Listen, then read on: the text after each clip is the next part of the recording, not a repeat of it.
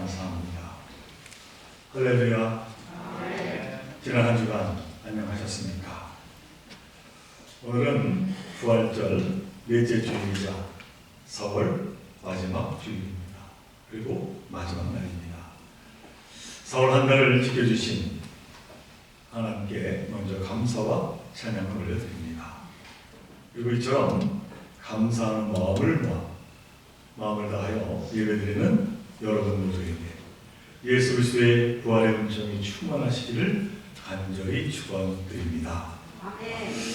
로마서 5장 1절에서 사도 바울은 이런 말씀을 합니다.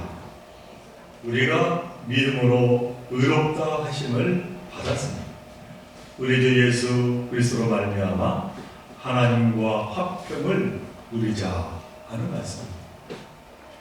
이 말씀은 우리가 예수 그리스도를 믿음으로 말미암아 하나님 앞에서 의로운 자가 되었다는 것이죠.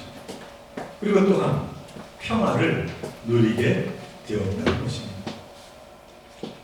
그러나 실제로 이 세상에서 우리가 믿음으로 말미암아 의인으로 그리고 화평을 누리며 살아간다라고 하는 것은 쉬운 일이 아닙니다. 시편 34편 시인도 19절에서 이렇게 고백을 합니다. 의인은 고난이 많으나 여호와께서는 그 모든 고난에서 건지시는도다 라고 말합니다. 그러니까 우리가 의인이 되었으므로 평화롭게 살아가기에 이제는 더 이상 고통도 없고 고난도 없다. 그것이 아니라 오히려 고난이 더 많아진다는 것입니다. 물론 하나님께서는 모든 고난을 이길 힘을 주시지만 그 믿음의 길이 결코 쉬운 길은 아니라고 말씀을 하고 있습니다. 그 대표적인 사람들이 우리가 잘 알고 있는 초대 그리스도인들이었습니다. 그들은 로마 제국의 압제 밑에서 너무나도 고통스러운 시간을 보내야 했습니다. 기독교가 로마에 의해서 인정받을 때까지 무려 300여 년 동안 그들은 참으로 너무나도 잔인한 고통 가운데 살아야 했던 것입니다. 이처럼 믿음으로 말미암아 의인으로 살아간다 라고 하는 것이 생각보다 힘든 일일지인데 제가 오늘 말씀 제목으로 정했습니다만 하물며 믿음으로 의인의 집을 세운다 라고 하는 것이 얼마나 힘든 일이겠는가 하는 것이죠. 이 성경에 보면은 이와 같은 예가 여러 등장합니다만 그 대표적인 경우가 다름 아니라 참으로 위대한 선지자 사무엘의 가정이었습니다. 사무엘서에 보면은 이 사무엘의 어머니인 한나의 소원기도로 태어난 사무엘은 그 소원대로 젖을 뗀 후 4살부터 성전에 살았습니다. 장성한 후에는 한평생을 이스라엘 백성들의 최고 선지자요 지도자로 살았습니다. 온 이스라엘 백성들이 하나님이 세우신 자로 인정할 정도로 사무엘은 정말로 정직하게 그리고 거룩하게 살아왔습니다. 사무엘상 12장 3절을 보면 자신에 대해서 이런저런 이야기를 하는 백성들을 향해서 이렇게 자신의 입장을 이야기합니다. 내가 늙어 머리가 휘어질 때까지 너희를 다스리는 동안 내가 누구의 손을 빼앗았으며 누구의 나귀를 빼앗았느냐 누구를 속였느냐 누구를 압제하였느냐 내 눈을 흐리게 하는 뇌물을 누구의 손에서 받았느냐 그리하면 내가 그것을 너희에게 갚으리라. 이처럼 사무엘은 정직하고 바르게 당당하게 살았음을 이야기합니다. 백성들 또한 이러한 사무엘을 바라보면서 당신이 우리를 속이지 아니하였고 압제하지 아니하였고 누구의 손에서든지 아무것도 빼앗은 것이 없나이다. 그렇게 대답을 했습니다. 한마디로 누구도 흠잡을 수 없는 너무나 거룩하고 정직한 그리고 의로운 삶을 바로 이 사무엘이 살아낸 것입니다. 그러나 그의 아들들은 어떻습니까? 안타깝게도 아버지들을 따르지를 못했습니다. 사무엘상 8장 3절을 보면 이런 말씀이 기록되어 있습니다. 그의 아들들이 자기 아버지의 행위를 따르지 아니하고 이익을 따라 뇌물을 받고 판결을 굽게 하니라 하는 말씀. 이는 무슨 말씀입니까? 한마디로 돈을 받고 부정한 짓을 저질렀다는 것이죠. 그러자 백성들이 사무엘의 뒤를 이은 그 아들들의 통치를 거부하고 왕을 세워달라 그렇게 요청하기에 이릅니다. 진정 믿음 가운데 의인으로 사는 것보다 은혜의 집을 세우는 것이 훨씬 어렵다라고 하는 것을 보여주는 한 예입니다. 이처럼 의인의 집을 세우는 것이 이렇게 힘들진데 3대, 4대, 5대 1은 믿음의 유산, 의인의 유산을 이어나가는 것은 정말로 쉽지가 않은 것입니다. 자, 그렇다면 우리는 어떻게 해요?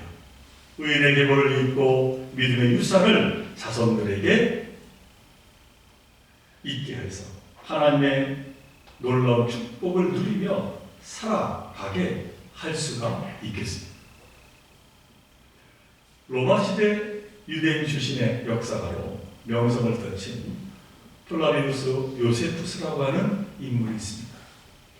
그는 많은 역사서를 저서했습니다만 그 가운데 유대 전쟁사라고 하는 아주 유명한 책을 집필을 했습니다. 여기에 보면 로마 제국과 이스라엘이 3번에 걸쳐 전쟁한 내용이 기록되어 있는데 그 첫 번째 이 유대-로마 전쟁이 기원 후 66년부터 시작되었음을 말하고 있습니다. 이 유대-로마 첫 번째 전쟁은 황제를 신격화하는 로마의 문화에 이 이스라엘 백성들이 반발하며 시작이 되었습니다. 특히 네로 황제의 재위기간 후반에는 많은 이스라엘 백성들이 대규모로 반란을 일으켰습니다. 그리고 이 반란은 이스라엘의 독립전쟁으로 이어지게 되었습니다. 그러다 이 로마 황제는 그가 가장 힘이 많은 대장군 티투스를 새로 그곳에 파견하면서 이스라엘을 완전히 정복하여 멸절시킬 것을 명령합니다. 기원 후 70년 드디어 예루살렘을 제외한 전 이스라엘을 점령한 이 대장군 티투스는 예루살렘을 완전히 포위해서 섬멸 작전에 돌입하게 되었습니다.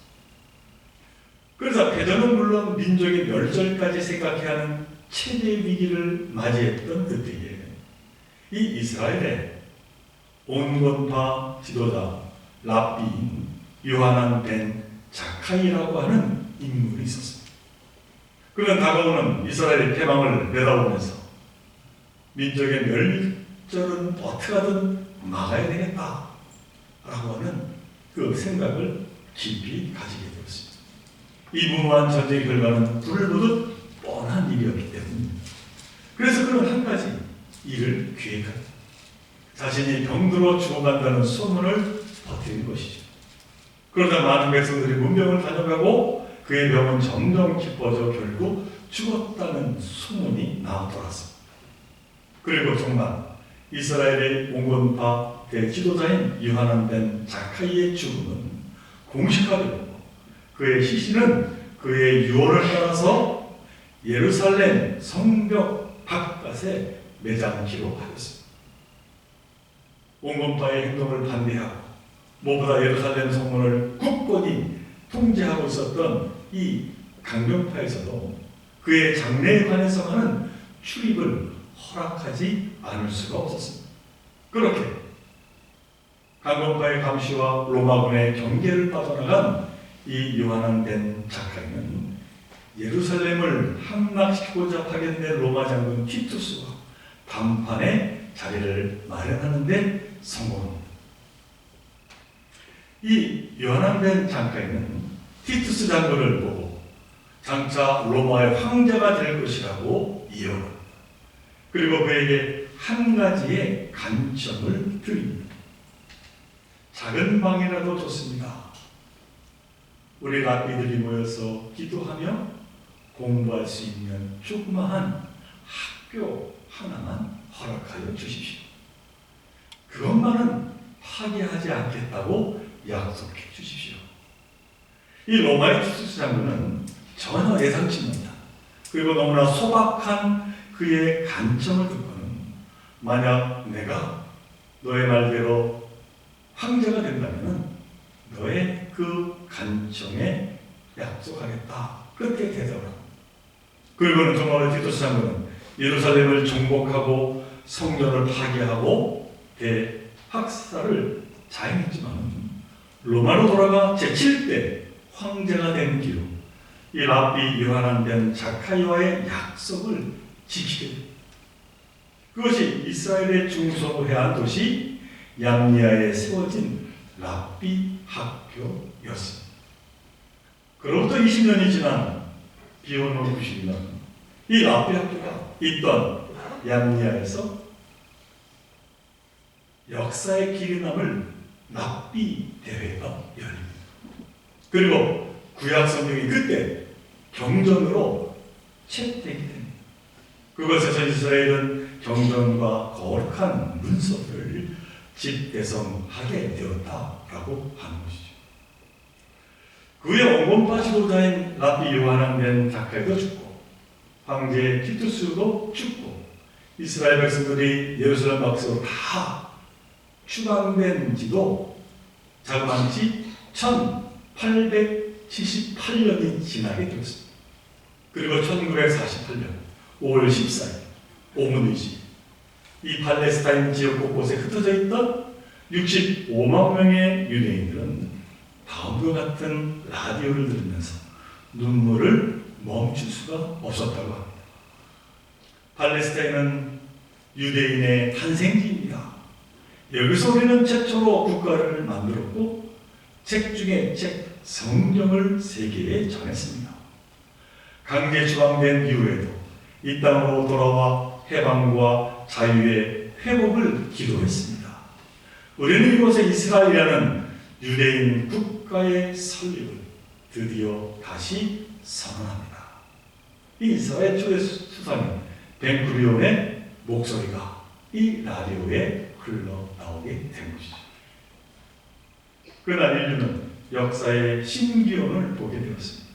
물론 지금도 이 팔레스타인 지역의 그 땅의 소유권대로 끊임없는 전쟁이 일어나고 있습니다만 어찌했든 전 세계로 흩어져서 핍박받고 유랑을 거듭해왔던 한민족 이 이스라엘 백성들이 역사 속에 감추어진 지 무려 1878년 만에 그들이 애굽을 탈출하여 요단강을 건너 정착하여 살았던 바로 그 가나안 땅에 그들이 쓰던 언어와 풍습과 그 종교를 그대로 가지고 다시 역사 속으로 걸어 들어오는 놀라운 기적을 일으켰다라고 하는 사실입니다.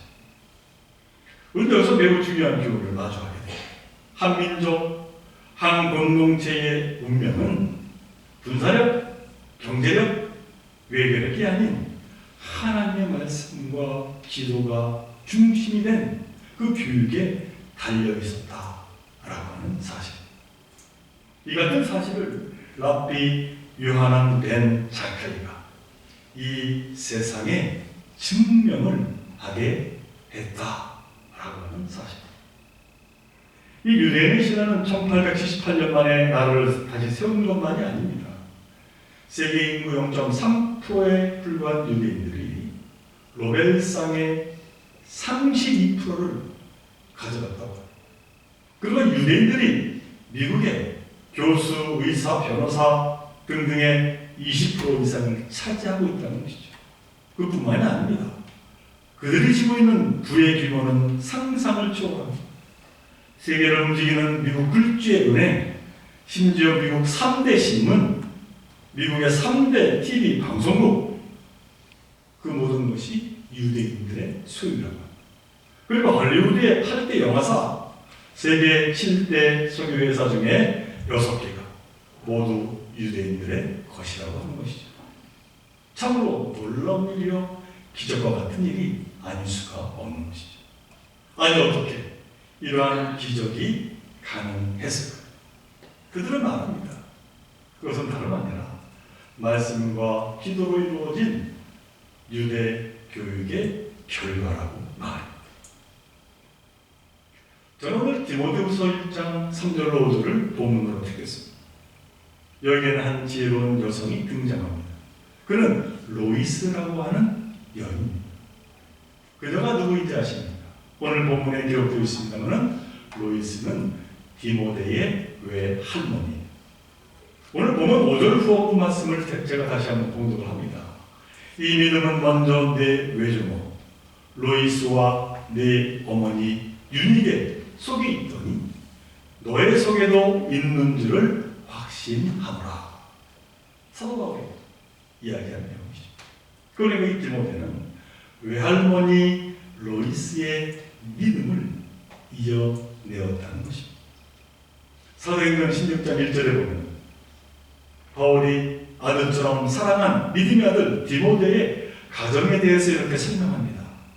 바울이 더베와 루스드라에도 이름에 거기 디모데라 하는 제자가 있습니다.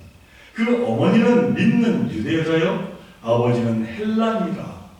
그러니까 이 디모데는 헬라인 아버지와 유대인이면서 그리스도인인 어머니에게서 태어나서 이방 도시인 루스드라에서 살았다는 것입니다.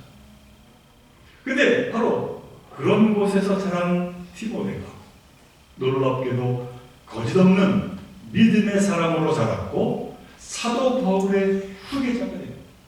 나중에 놀랍게도 에베소 교회의 감독이 되었음을 성경은 말하고 있습니다. 이 사실은 우리에게 시사하는 바가 너무나도 큽니다. 학자들에 의하면 디모데의 아버지는 예수를 믿지 않았다고 추측합니다. 그래서 성경에서도 아버지의 이름은 기록되지 않았다고 말합니다. 그러니까 이 디모데는 전적으로 외할머니인 로이스의 영향을 받았다는 것이죠. 그런데 이 같은 외할머니의 노력은 결코 쉬운 일이 아니었습니다. 왜냐하면 그 당시에 이 유대를 비롯해서 헬라 그리스 문화권에서 이 자식의 교육은 철저하게 아버지에 의해서 이루어졌기 때문입니다. 그런데 그 모든 전통을 다 깨뜨려버려요. 할머니 로이스는 그 같은 이방의 땅에서 놀랍게도 의인의 계보를 이어나갔다는 것이죠. 신앙의 유산을 세워나갔다는 말씀입니다. 자, 그렇다면 로이스는 어떻게 신앙의 유산을 세워나갈 수가 있었을까? 그 비밀이 디모데후서 3장 14절로 15절에 기록이 되어 있습니다. 제가 쉬운 세 번역으로 봉독을 해드립니다. 그러나 그대가 배워서 굳게 믿는 그 진리 안에 머무르십시오. 그대는 그것을 누구에게서 배웠는지를 알고 있습니다. 그대는 어려서부터 성경을 알고 있습니다. 성경은 그리스도 예수를 믿는 믿음으로 말미암아 그대에게 구원에 이르는 지혜를 줄 수 있습니다 하는 말씀을 합니다. 이는 무슨 말씀입니까? 사도 바울이 말하기를 외할머니 로이스는 자신의 딸 유니게를 성경으로 가르쳤을 뿐만이 아니라 손자인 디모데에게까지 부지런히 성경 말씀을 가르쳤다는 것이죠.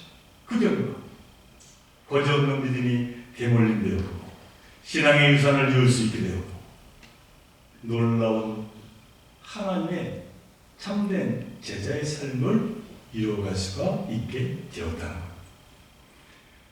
부모가 자기만 믿음으로 산다고 해서 그리고 말씀으로 산다고 해도 이 신앙의 유산이 자녀들에게 완전히 이어지는 것은 결코 아닙니다.